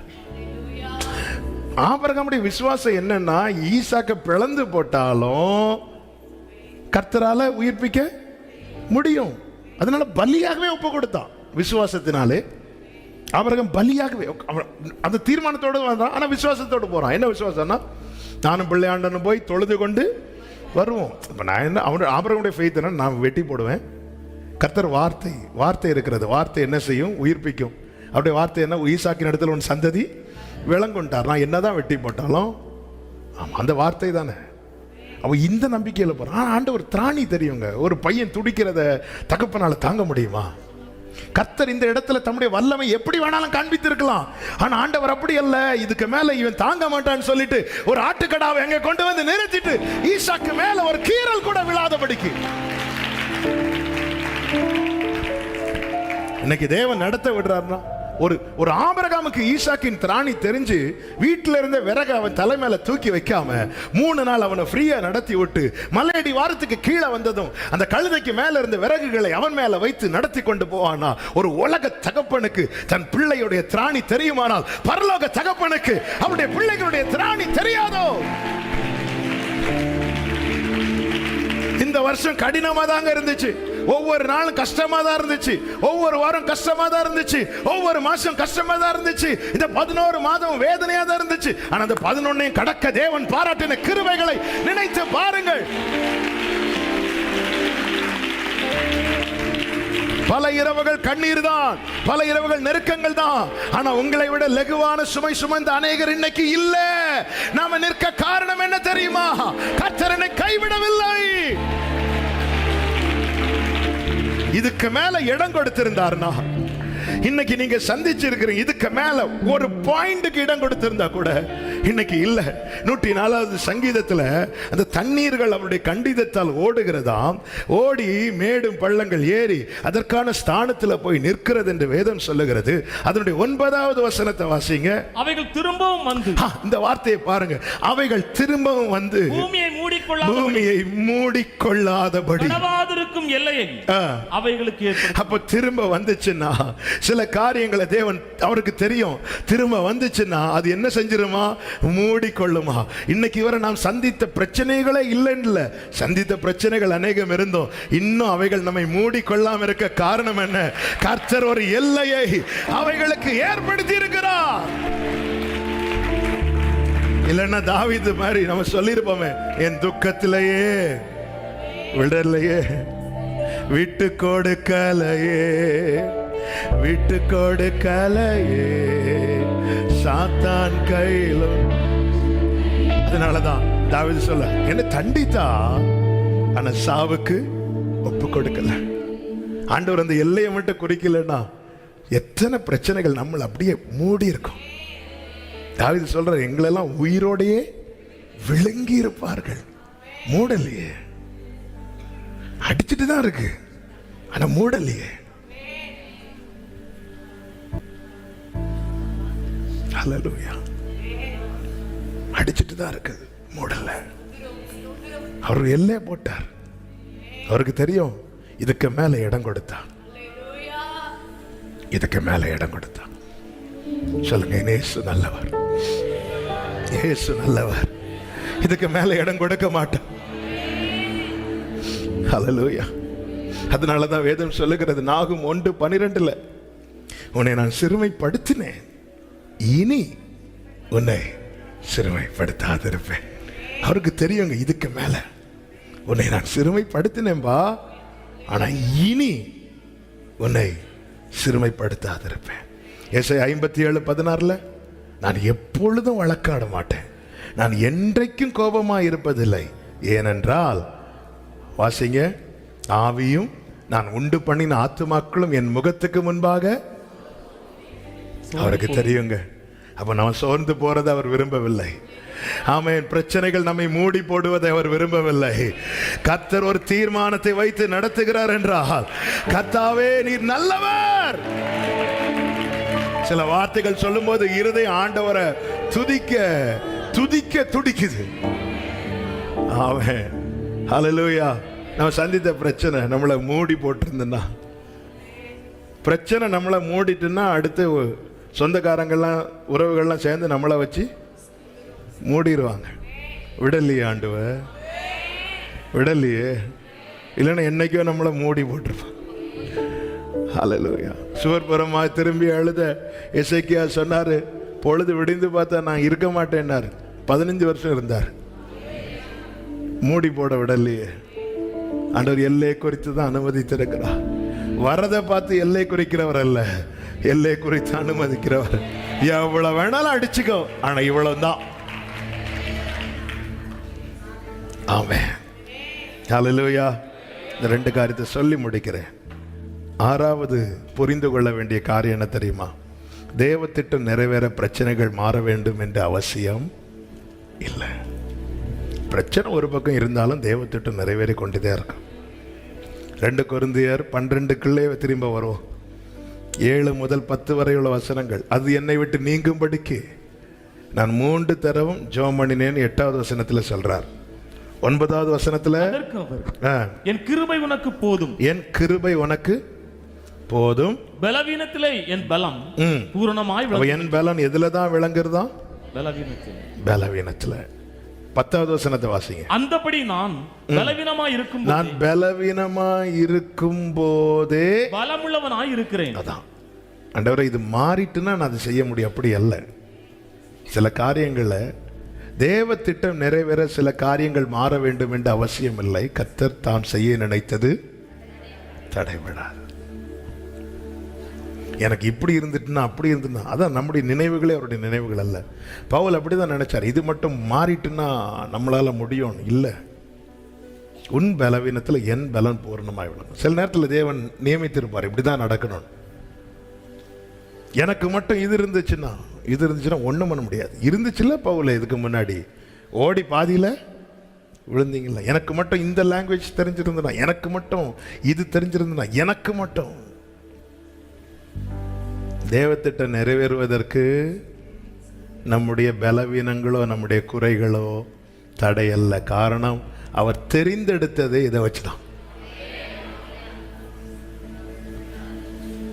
அதான் பவுல் சொல்றார், நான் பலவீனமாய் இருக்கும் போதே பலம் உள்ளவனாய் இருக்கிறேன். ஹெல்த் இப்படி இருக்குது. தேவ திட்டம் என்ன? ஆபிரகாம் சாராளுக்கு ஈசாக்கே கொடுக்கணும். ஆனா அவங்க சரீர நிலைமை என்ன? சாராள் என்ன சொல்றா? ஆபிரகாம் இந்த கிழவனுக்கு, அவரை கிழவன்னு சொல்லிட்டு அவளை கிழவின்னு சொல்லி, சிலருக்கு அதுல ஒரு சந்தோஷம். தங்களை சொல்லும்போது கூட 2 பேரையும் சேர்த்து இனி பிள்ளை பிறக்குமோ. ஆபிரகாம் சரீரத்தில் ஏதாவது மாற்றம் இருந்துச்சா? இல்லை. ஆண்டவர் அந்த பிள்ளைய இள வயதின் பலத்தை மாதிரி கொடுத்துருப்பாருன்னா கொஞ்சம் ஓகே, பரவாயில்லையே, ஸ்ட்ரென்த்லாம் வந்துட்டு. வேதம் சொல்லி சாராளின் கற்பம் எப்படி இருந்துச்சா? செத்துச்சு. ஸ்திரீகளுக்குள்ள வழிபாடு ஸ்டாப் ஆயிட்டு. கர்த்தர் கொடுக்கிறார் ஈசாக்க. தேவ சித்தம் நிறைவேறுவதற்கு இன்னைக்கு நீங்க என்னென்ன காரியங்களை பார்க்குறீங்க, திட்டம் என்பது அங்கிருந்து வருவது, பலவீனம் என்பது இங்கிருந்து நமக்கு கிடைக்கிது. அங்கிருந்து வர்றதுக்கு இங்கிருந்து கிடைக்கிறது ஒண்ணுமே தடை கிடையாது. ஆமென் சொல்லுங்க. 7வது ஒரு காரியம், ஆமென். ஏன் நான் இப்படி நடக்கணும்னு கேட்டவனை வச்சு கர்த்தர் சொல்ல வைப்பார். என்ன சொல்ல வைப்பார் தெரியுமா? 119:71. நான் உபத்திரவப்பட்டது எனக்கு நல்லது. கைகளை உயர்த்தி ஆமென் சொல்லுங்க பார்க்கலாம். இதுதான் தேவனுடைய கிரியை. ஏன் ஆண்டவரே நான் இப்படி நடக்கணும், ஏன் எனக்கு மட்டும் இப்படி, ஏன் அவனை வச்சே சொல்ல வைப்பார். ஏப்பா, it is good for me, இது எனக்கு நல்லது.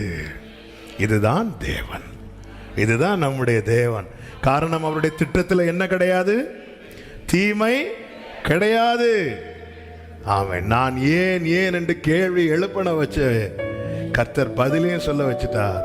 நான் உபத்திரவப்பட்டது எனக்கு நல்லது. இந்த பகல் வேளையில் எத்தனை பேர் நம்புறீங்க, இன்று நடக்கிற பாதை எனக்கு கண்ணீரை கொடுப்பதா இருந்தாலும் நாளைக்கு இது நல்லது என்று சொல்லும்படிக்கு கர்த்தர் என் வாழ்க்கையில மகிமையானவைகளை செய்ய போகிறார் என்று விசுவாசிக்கிறவர்கள் மாத்திரம் நல்ல கரங்களை தட்டி தேவனுக்கு மகிமை. ஹalleluya. அப்படியே தேவ சமூகத்தில் எழுந்து நிற்கலாமா? ஆமென்.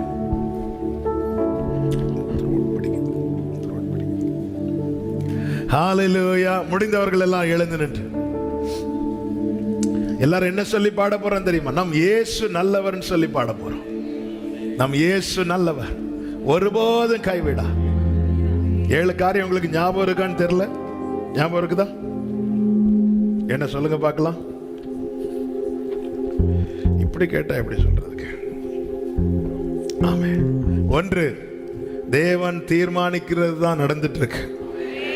2, எந்த சோதனையிலும் நமக்கான தேவ திட்டமும் நன்மையும் இருக்கிறது. 3, அவர் அனுமதிக்காமல் எதுவுமே நடக்காது. 4, அக்கினியோ தண்ணீரோ கர்த்தர் என்ன செய்ய மாட்டார், கைவிட மாட்டார். 5, திராணிக்கு மேலாக சோதிக்கப்பட என்ன செய்ய மாட்டார், இடம் கொடுக்க மாட்டார். 6வது, தேவ திட்டம் நிறைவேற இந்த பிரச்சனை மாறணும் அவசியம் கிடையாது. என்னதான் காற்றடித்தாலும் கடல் கொந்தளித்தாலும் என்னை குறித்த தேவ திட்டம் நிறைவேறும். 7வது, இன்னைக்கு நான் நடக்கிற பாதையில ஆமென் நாளைக்கு என்னை கொண்டே சொல்ல வைப்பார், இது நல்லது. ஆமென். புலம்பலை ஆனந்த களிப்பாய் மாற பண்ணுவார். நல்ல கைகளை தட்டி சொல்லுவோமா? ஆமென். இயேசு நல்லவர், நம் இயேசு நல்லவர், ஒருபோதும் கைவிடா, ஒரு நாளும் விலகிடா. நம் இயேசு ஒருபோதும் கைவிடா, ஒரு நாளும் விலகிடா. ஒன்று சேர்ந்து நாம் துதிப்போம் சாத்தானை. சரபகலரதனரா.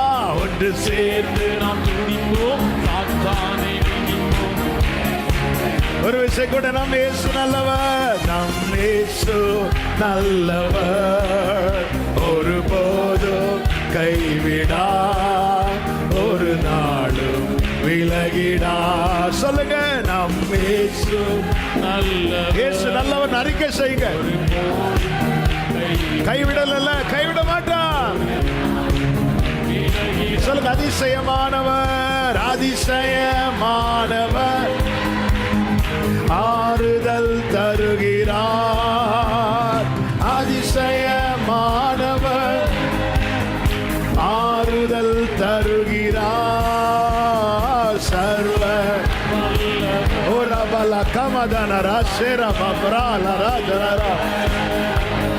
சமாதானம் தருகிறார், சமாதானம் தருகிறார். ஒரே சத்தமாய் ஒன்று சேர்ந்து நாம் துதிப்போம், தேசத்தை சுதந்தரிப்போம். ஒன்று சேர்ந்து நாம் பல கதனரடரலரா. நம் இயேசு நல்லவர், நம் இயேசு நல்லவர், ஒருபோதும் கைவிடா, ஒரு நாளும். ஓ, கண்ணீரை காண்கிறார், கதறலை நீ அமிழ்ந்து போக இடம் கொடுக்க மாட்டார். அலையும் போட அனுமதித்தார், அமிழ்ந்து போக இடம் கொடுக்க மாட்டார். காரணம், வேதனை அறிகிறார். அப்பா, பலகமதடரா விடுதலை தருகிறார். இன்று இயேசுவின் நாமத்திலே இன்று விடுதலை. ஒன்று சேர்ந்து நாம் துதிப்போம். தோரபல ஹாச்சரப கடரப ரோஷலரா ஹச்சரப லரியா தனரா. ஆமென். glory. நம்பிக்கையோடு எதிர்காலம் நமக்குண்டு, எதிர்காலம் நமக்குண்டு, எதற்கும் பயமில்லை. எதிர்காலம் விசுவாசத்தோடு நம் தேவன் பெரியவர், அவர் நீதி உள்ளவர். அதிகாரம் கையிலே, அதிகாரம் கையிலே, இயேசுவின் நாமத்திலே ஆளுவோம் தேசத்தை, நாம் ஆளுவோம். ஹல்லேலூயா. ஒன்று சேர்ந்து நாம் துதிப்போம். ஷரா ஹந்தா ரகடா ஏவரா லகதனரா ஹந்தரா லகதரவா ஏவரோ சேப்ரோ ஹந்தனரே. ஆமென். ஓ நொறுங்குண்ட நெஞ்சமே, நொறுங்குண்ட. இன்னைக்கு அநேக கேள்விகளோடு வந்திருக்கிறாயோ, இது நல்லதென்று உன்னையே சொல்ல வைப்பா, உன்னையே சொல்ல வைப்பா, உன்னையே சொல்ல வைப்பா. ஆமென். கூப்பிடு உண்மையாய் கூப்பிடு, இயேசுவின் நாமத்திலே குறைவெல்லாம் நீக்குவார், உன் குறையெல்லாம் நீக்குவார். ஒன்று சேர்ந்து நாம் துதிப்போம். ஆமென். ஹல்லேலூயா, ஹல்லேலூயா, ஹல்லேலூயா. ஓ ஷலபகதனதரபலரா. ஆமென். நண்பனே கலங்காதே, நம்பிக்கை இழக்காதே, நண்பனை கலங்காதே, நம்பிக்கை இழக்காதே. கண்ணீரை துடைப்பவர், கண்ணீரை கதவண்டை நிற்கிறார். எல்லா கண்ணீரை துடைத்து சாட்சியாய் நிறுத்துவார். ஒன்று சேர்ந்து நாம் துதிப்போம். ஷபரா ஹண்டா லகதர ஏடரா லரியா தனரமா ஷபரபலரதரா. இயேசுவின் நாமத்திலே, இயேசுவின் நாமத்திலே. ஓ ஜீசஸ், ஜீசஸ், ஜீசஸ், ஜீசஸ். ஒன்று சேர்ந்து நாம் அந்நிய பாஷையில அபிஷேகம் பண்ண, அந்நிய பாஷையில கர்த்தர் பெரியவர், கர்த்தர் ராஜரீகம் பண்ணுகிறார், கர்த்தர் ராஜரீகம் பண்ணுகிறார், கர்த்தர் ராஜரீகம் பண்ணுகிறார். மகத்துவத்தை அணிந்து கொண்டிருக்கிறார். கர்த்தர் ராஜரீகம் பண்ணுகிறார். அவர் நினைத்ததே நடக்கும், அவர் நினைத்ததே நடக்கும், அவர் நினைத்ததே நடக்கும். சத்ருவின் எண்ணங்கள் அவமாகும், சத்ருவின் திட்டங்கள் அவமாகும். தேவ சித்தம் உன் வாழ்க்கையில் பூரணப்படும். அதற்கு தான் இந்த பாதை, அதற்கு தான் இந்த பாதை, அதற்கு தான் இந்த பாதை. Jesus, Jesus, Jesus, Jesus, Jesus.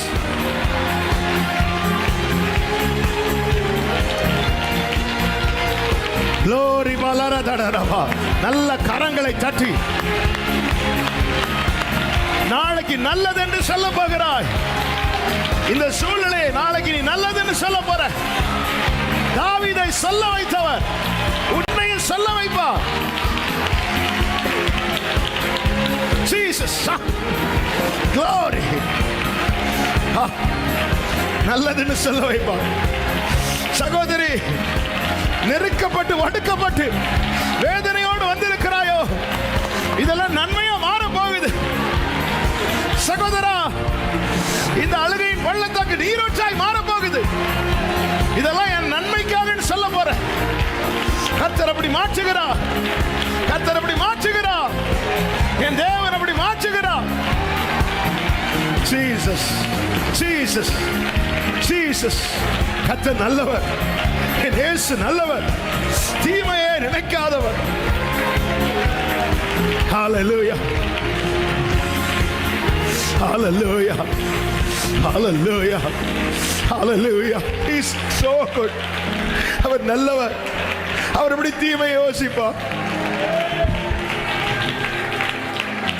இயேசு நல்லவர். அவர் எப்படி தீமையானதை நமக்கு விரோதமாக யோசிப்பார். அவர் அன்பானவர். அவர் எப்படி தீமை யோசிப்பார்? என் ஆண்டவர் நல்லவர்.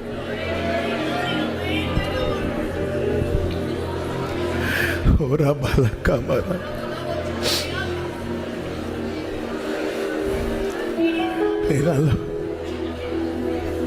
உங்க கைகள் கூறுகவில்லை. எஸ், உம்மால் கூடாததெதுவும் இல்லை. உங்க கைகள் glory, உம்மால் கூடாததெதுவும் இல்லை. உம்மால் கூடாததெதுவும் இல்லை. இயேசுவால் கூடாததெதுவும் இல்லை. சகலத்தையும் நீர் உருவாக்கினீர். சகலத்தையும் நீர் உருவாக்கினீர். வார்த்தையாலே நீர் உருவாக்கினீர். பாடுங்க. சகலத்தையும் நீர் உருவாக்கினீர். வார்த்தையாலே நீர் உருவாக்கினீர். என் வாழ்விலும் நீர் வாக்கினால் சொன்னதை கரத்தினால் செய்து நிறைவேற்றுவே.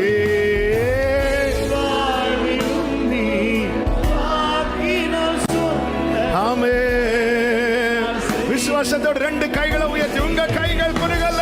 உங்க கைகள் குறுகவில்லை. உம்மால் கூடா. நம்புறீங்களா? நம்புறீங்களா? சாட்சியா நிறுத்துவார். நம்புறீங்களா? ஜீசஸ் நம்புறோம்பா. உங்களை நம்புறோம்பா. காரணம் நீ எல்லா வழிகளிலேயும் நீதி உள்ளவர் ஆண்டவரே.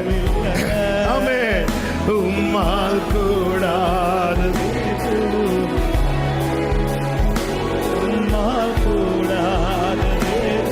சொல்லுமா இப்போ, அனுமதித்ததெல்லாம் நன்மைக்காக சொல்லுங்க. அனுமதித்ததெல்லாம் நன்மைக்காக. எஸ், நடத்திடும். இந்த வார்த்தையை அறிக்கை செய் சகோதரி. Glory. நம்பிக்கையோடு. அனுமதித்ததெல்லாம் ஆமென். நடத்திடும் பாதைகளும். ஹல்லேலூயா. அதின் காலத்தில் நேர்த்தியாய் செம்மையாய் எனக்காக யாவும் செய்து முடி. நம்பிக்கை அறிக்கை செய்யுங்கள். அதின் காலத்தில் நேர்த்தியாய் செம்மையாய் எனக்காக யாவோ. ரெண்டு கைகளை உயர்த்தி சொல்லுவோம். உங்க கைகள் கூறுகவில்லை. கர்த்தர் உண்டு சகோதரி. ஏன் கலங்குகிறார்? அழைத்தவர் உண்மையுள்ளவர். கைவிடல. உன்னை கைவிட்டிருந்தா இந்த பிரச்சனை உன்னை மூடி போட்டிருக்கோம். இதுக்கு மேல இடம் கொடுக்க மாட்டார்மா. கர்த்தர் இருக்கிறார். அவருக்கு தெரியும். உம்மால் கூடாதது எதுவும் இல்லை. இயேசுவால் கூடாதது சொல்லுங்க பார்க்கலாம். எனக்காக யாவும், எனக்காக யாவும் செய்து முடிக்கும் என் தேவன் நீர் இருக்க பயமே இல்லை. எல்லாவற்றையும் எல்லாவற்றாலும் நிரப்பும் நீர் இருக்க. நீங்க பாடுங்க. எனக்காக யாவும் செய்து முடிக்கும் என் தேவன் நீர் இருக்க. எல்லாவற்றையும் எல்லாவற்றாலும் நிரப்பும் நீர் இருக்க பயல்லப்பா. இப்ப விசுவாசத்தோடு சொல்லுமா. உங்க கைகள் கூறுகவில்லை. உம்மா கூடாது. கர்த்தர் ஆச்சரியம் பண்ணுகிறார். மகத்துவத்தை அடைந்து கொண்டிருக்கிறார். இருக்கிறவர் என் ஆண்டவராகிய இயேசு கிறிஸ்து ராஜரிகம் பண்ணுகிறார். ஆமென். உம்மால் கூடாது glory, உம்மால் கூடாது. உடைய கைகளை அசைத்து ஹalleluya பாடி முடிக்கலாமா? ஹalleluya.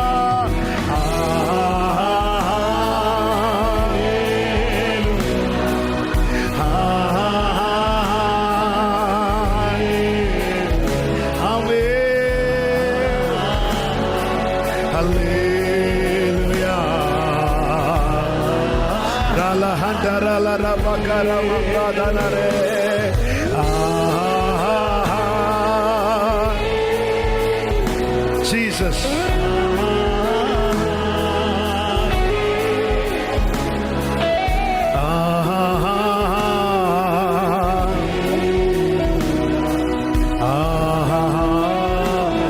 நல்ல கரங்களை தட்டி தேவனுக்கு மகிமை. முழு பலத்தோடு இயேசுவின் நாமத்தில் இரக்கமுள்ள தேவனை அனுமதித்ததெல்லாம் நன்மைக்காக, நடத்திடும் பாதைகளும் நன்மைக்காக. நீங்க இருக்கிறீங்கப்பா, எங்களுக்காக இருக்கிறவர், எல்லோரிலும் பெரியவராய் இருக்கிறேன் ஆண்டவரை. இன்னைக்கு சில கடினமான சூழ்நிலையில் நடக்க நேர்ந்தால் இதெல்லாம் நாளைக்கு நல்லது என்று சொல்ல வைக்க போறீங்க. அதற்காக உமக்கு ஸ்தோத்திரம். அப்படியே ஒவ்வொருவரையும் கர்த்தர் சாட்சியா நிறுத்துங்க ஆண்டவரே. நீங்க வாக்கு தந்திருக்கிறீங்க ஆண்டவரே, இதுக்கு மேல நான் இடம் கொடுக்க மாட்டேன் என்று. ஆண்டவரே, எங்கள் திராணி அறிந்து அதற்கு மேல இடம் கொடுக்காமல் எல்லையை போட்டு அனுமதிக்கிற தேவனீரப்பா. இல்லைன்னா என்னைக்கு அந்த பிரச்சனைகள் எங்களை மூடி போட்டு இருக்கும். இன்னைக்கு நிக்க காரணம் நீங்க கைவிடல ஆண்டவரே. தொடர்ந்து நடத்துங்க. ஒவ்வொருவரையும் ஆட்கொண்டும் ஆசீர்வதித்து நடத்தும், சாட்சியாய் நிறுத்தும்.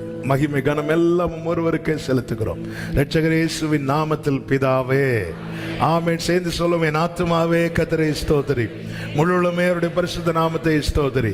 என் ஆத்துமாவே கர்த்தரை ஸ்தோத்திரி, கர்த்தர் செய்த சகல உபகாரங்களை மறவாதே.